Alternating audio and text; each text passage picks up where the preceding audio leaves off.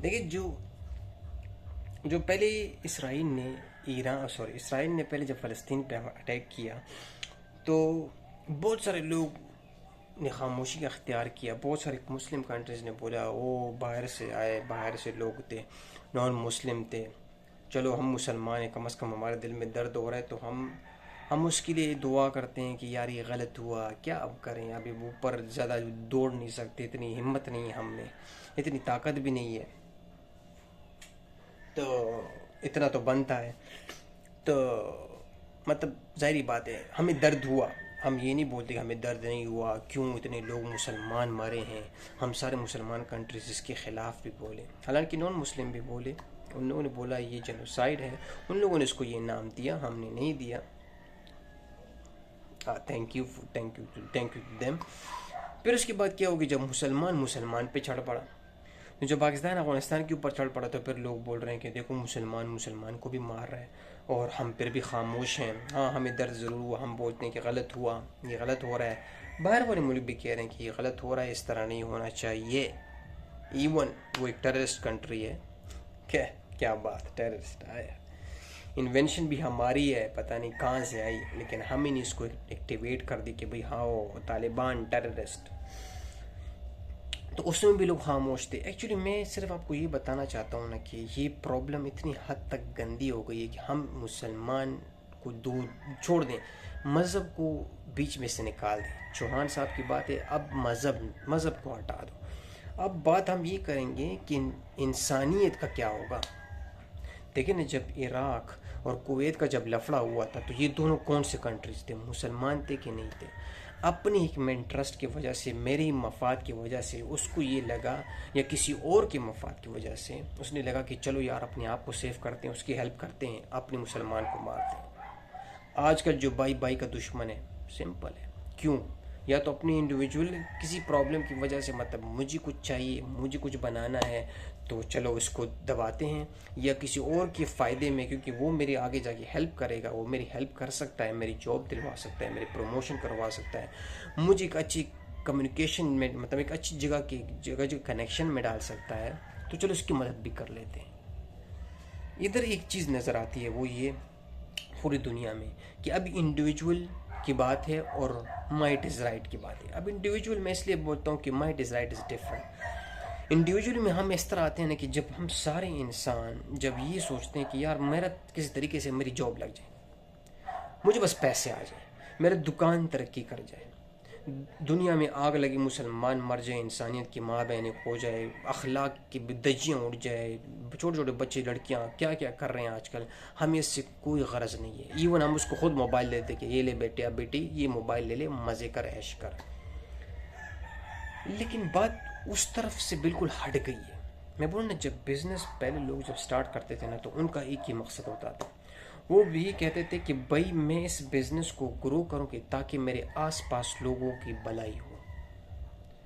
वो कहते हैं ना, आप जब बिज़नेस का पिछला एक पुराने ज़माने का स्टाइल, किसी कंट्री में जब आप बिज़नेस को एक्टिवेट करते हैं, तो उस कंट्री आपको क्यों बिज़नेस के लिए देती है, वीज़ा भी देती है, फिर अपॉर्चुनिटी भी देती है, क्योंकि उसको पता है कि ये बिज़नेस मैन जब यहाँ बिज़नेस कड़ी करेगा फ़िलिपीन, पाकिस्तान में, इंडिया में, तो वो पाकिस्तानी और इंडिया फ़िलिपीन लोग जो उधर होंगे उनको जॉब मिलेगी, वो तरक्की करेगा, माशी तरक्की होगी। That is the business. मतलब आजकल ये चीज़ नहीं है। आजकल बिजनेसमैन का सिर्फ एक ही मुद्दा है कि मैं मेरे पास बहुत सारा पैसा और मेरा बैंक बैलेंस पटने के करीब हो, लेकिन मैं बोलूँ अभी दूसरा बैंक बना मेरे लिए कि उसमें भी पैसे ठूसूँ, उसमें भी मेरे ताल्लुकात बढ़ते जाए, मेरा बिजनेस बढ़ता जाए, किसी की माँ बहनों, किसी को मार दूँ, किसी के नीचे पाँव रख दूँ, नो प्रॉब्लम। ये डेफिनेशन हम सब की इंडिविजुअली हो गई है। इस वजह से अगर कुछ भी हो रहा होता है, हक या सच बोलना बहुत दूर की बात। मैं एक दोस्त को बोला, मैंने कहा देख तेरा यूट्यूब चैनल थोड़ा अच्छा है और थोड़ा अच्छे व्यूज़ आ रहे थे, बड़ा अच्छा चल रहा है, रियली आई ऑनेस्टली, और ये इसी तरह मतलब जो करंट अफेयर्स उस पर वो बात करता है। तो मैंने बोला यार थोड़ा सा बता दिया कर, कभी कभी ये चीज़ हक है, लेकिन हक एक चीज़, मतलब तू जिधर भी है, ये जो मैं एक पाकिस्तानी हूँ और एक अफगानिस्तानी पे हमला किया, सच्ची दिल से बता रहा हूँ कि यार इतना जुल्म किया। मैं अफगानी के साथ रहा, पेशावर में इतने अफगानी हैं, इतने पाकिस्तानी हैं, इतनी अफगानिस्तान ने खाना पीना खाया यार, उनकी तालीम खाया, क्या चावल, वाइट चावल, और जो ब्लैक राइस, ब्लैक बीफ बनाते थे उसको बहुत ज़्यादा पकाने के बाद क्या टेस्ट यार। उनका कल्चर बड़ा ज़बरदस्त है रियली। वो लोग अखलाकी और मजहबी लोग हैं, मतलब एक पर्दादार लोग हैं। उनकी और हमारी बड़ी बनती भी। उस लोगों पे तुम हमला कर रहे हो यार, ये कितनी सिंपल बात है, आप इसको बातचीत पे भी हल कर सकते हो, किसी और का एजेंडा लेके अपने लिए। यार जुल्म है, जुल्म है। मैं कहता हूँ खून के आंसू भी रोएगा ना इंसान, आपको बिलीव नहीं होगा फिर भी कम है जो हम इंसानों के साथ हो रहा है। तो इसलिए मैं बता रहा हूँ कि भाई उस हद तक, इतने हद तक हम गिर गए हैं कि हक की बात भी नहीं कर सकते। वो बोले तेरा दिमाग ख़राब है, वो बोले तू पागल है। मैंने ट्रैवल करनी होती है, मेरी थोड़ी सी वीडियो में भी थोड़ी सी बात किसी की अपनी कंट्री के दूसरी कंट्री के बारे में अगर मैंने बोल दिया तो मैं बैन हो जाऊंगा। लाइक वो अपने चैनल, अपने पैसे, अपने बिजनेस के बारे में इतना सोच रहा है अभी कि वो बाढ़ में जाए और फिर क्या होगा। फॉर एग्जाम्पल मेरे पास बहुत पैसा है, मैंने पहले भी मिसाल दी थी, बहुत पैसा है, लेकिन मैं कुछ खरीद नहीं सकता। आलू नहीं है, टमाटर नहीं है, बेसिक चीज़ें वो कोई उगाने के लिए रेडी नहीं है। सब लोग बोल रहे हैं मुझे, जिसके पास आलू है वो छुपा हुआ है। उसने बोला मैं नहीं आलू खाने की, तुझको थोड़ी देने हैं, क्योंकि तुमने ये सोच डेवलप की ना कि मैं क्यों बोलूँ, क्योंकि मेरा बिजनेस डूब जाएगा अगर मैं हक और सच की बात करूँ। तो मेरा तो यूट्यूब बंद हो जाएगा, मेरा तो जो दुकान कड़ी की दुकान शटर बंद हो जाएगी, मेरी तो ट्रैवलिंग बंद हो जाएगी। तो फिर वो आदमी भी यही सोचे कि भाई मैं आलू क्यों दूँ, रोटी क्यों दूँ, आटा क्यों दूँ, मेरे भी बच्चे हैं या मैं ही हूँ अकेले में, मैंने पहले अपने आप को संभालना। क्योंकि कीड़े इसमें कीड़े भी पड़ जाते हैं, लेकिन वो फिर भी नहीं देगा। That's what I am saying.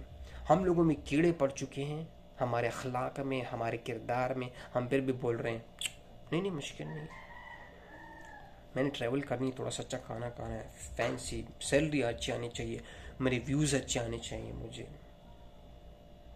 मेरा यूट्यूब डिमोनेटाइज कर देगा अगर मैंने कुछ बोल दिया गलत। मेरी जान तू गलत बोल रहा है, तू सच बोल रहा है, और इसके कॉन्सिक्वेंसेस बहुत दूर तक जाते हैं। जब हम झूठ बोलते हैं ना, इसका मसला क्या होता है, इसका सबसे बड़ा मसला ये होता है सबसे पहले कि इंसान को ये समझ नहीं आ रही होती कि यार मैंने जिस तरह वो बचपन में हम बोलते थे ना कि हम जब टीचर को बोलते थे कि सर मैं जब भी झूठ बोलता हूँ तो मैं बच जाता हूँ, तो हमारे टीचर बोलते थे कि बेटा तुम आज बच गए हो, लेकिन पूरी ज़िंदगी तुम रोओगे इस झूठ की वजह से, क्योंकि इसकी सच्चाई तुम्हें तो पता नहीं है ना। आज तुमने झूठ बोले, क्लास छुपा लिया, बंक कर ली, मुश्किल नहीं है, कल क्या करोगे, पूरी ज़िंदगी क्या करोगे। कल रियल में तुम्हें कुछ प्रॉब्लम हो गई, तुम मेरे पास आओगे, मैंने बोला तुम तो बंक कर रहे हो, मैं तुम्हें नहीं छुट्टी पे छोड़ूंगा। ये है वो रियलिटी की, क्योंकि हमें ये समझ नहीं आ रही, क्योंकि ये दिन हमारे ऊपर आएगा। जिस तरह पाकिस्तान बोलते हैं ना कि कभी भी नहीं आएगा, हमें एक एटॉमिक पावर है, आएगा। जितना ईरान ने रेजिस्टेंस शो किया ना, उसको भी पता कि मेरे ऊपर ये हालत आएगी। इस चीज़ को हमें मानना चाहिए कि भाई जो चीज़ हो रही है ना वो हो के रहेगी। हिस्ट्री आप उठा लें, आप मज़हब की किताबें उठा लें, उसमें साफ साफ लिखा हुआ है कि जब तक जिस चीज़ को आप इग्नोर करते हैं और जिस चीज़ से आप भागते हैं, आप ये समझ रहे हैं कि नहीं ये हम पे नहीं आएगा, हम बहुत पावरफुल हैं। सबसे पहले जो जो जो ये चीज़ होती है ना, जिस चीज़ से इंसान डरता है, वो इंसान को पहले अंदर से खोखला कर देती है। जब वो सच हक बात नहीं करता है ना, वो ये समझ रहा होता है कि नहीं यार मेरा काम तो अच्छा चल रहा है, क्योंकि मैंने झूठ बोला, मैंने प्रमोशन कर दी, मेरा तो बैंक बैलेंस बढ़ गया। अंदर की आवाज़ भी दब जाती है। क्या होता है एंड में, वो इंसान इतना गिर जाता है कि कभी कभी उसको बोलते कि यार तेरा भाई को साइड पे कर दो, वो बिज़नेस में फ़ायदा नहीं दे रहा है हमें, हटाओ इसको, ये क्या है। तुम उसको जॉबलेस कर दोगे, होमलेस कर दोगे, अपने भाई को, सके भाई को, अपने माँ बाप को घरों से लोग निकाल रहे हैं, क्योंकि भाई अभी हम पे खाना बहुत बोझ बढ़ रहा है। हम 2 लोग घर में कमा रहे हैं, हम लोग दोनों की कमाई से घर नहीं चल सकता, माँ बाप को नहीं पाल सकते। क्यों? वो बोलते थे कि पिछले ज़माने में सिर्फ एक सोर्स ऑफ इनकम होता था और पूरा पूरा ख़ानदान उस पर पकता था, पूरा पूरा ख़ानदान उसको, क्योंकि उसको पता था कि वैल्यू उस चीज़ की नहीं है। जब इंसान अंदर एक ऐसी कम्युनिटी बनाता है जिसको पता होता है कि बाप की जगह क्या है, माँ की जगह क्या है, भाई बहन की जगह क्या है, इस माशरे की जगह क्या है, बड़े बुजुर्ग और छोटों की जगह कौन सी है, तो वो माशरा इन चीज़ों को केयर नहीं करता कि पैसा कहाँ से आ रहा है, मैं और पैसे कैसे कमाऊँ, मैंने बिज़नेस कैसे खड़ा करना है, मैंने और डबल बिज़नेस कैसे खड़ा करना है। वो ये सोचेंगे कि भाई हमारे बाप ने जिस तरह हमारी परवरिश की, हमें जिस तरह ऊपर बढ़ाया कम पैसों से, कम खाने से, लेकिन हमें ये समझ का है कि एक रिस्पेक्ट, एक बड़ों बुज़ुर्गों की इज़्ज़त कैसे करते हैं, छोटों पे शफ़क़त कैसे करते हैं, तो वो और लोगों में वो ऑटोमेटिकली ट्रांसफ़र होती है। ऑटोमेटिकली वो चीज़ सारे मोहल्ले में नज़र आना शुरू हो जाती है, क्योंकि लोग हैरान हो जाते कि भाई यार ये देखो ना, इस आदमी को देखो, ये ऐसे में भी खुश है, ज़िंदगी गुजार रहा है, न जॉब है न कुछ है, फिर भी बोल रहा है अल्हम्दुलिल्लाह। आप लोग कभी कभी सही झोंपड़ों में नहीं गए, सही गांव में नहीं गए। दूर दूर गांव में जाते हैं ना, ये लोगों के पास खाने पीने के भी सही तरह सामान नहीं होता है, लेकिन उनका लाइफ एक ऐसे सुकून और स्टेबल और स्ट्रांग होती है ना, खुश रहते हैं।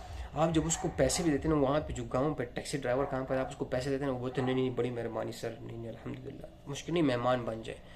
रेस्टोरेंट्स में हम जाते थे ना, वहाँ पे जो ढाबे होते थे उसमें बोलते भाई पैसे मुश्किल नहीं, फिर कभी दे दे, नहीं चाहिए, चाय पी लिया आपने, खाना खा लिया। वो दिल से बोलते थे, यू रियलिटी का, तुम नहीं दोगे ना मुश्किल नहीं। ज़बरदस्ती पैसे देना पड़ता था। आज वो क्या है, ज़बरदस्ती पैसे जेब से निकालो, इसने नहीं दिया, खाना खाया, मारो उसको।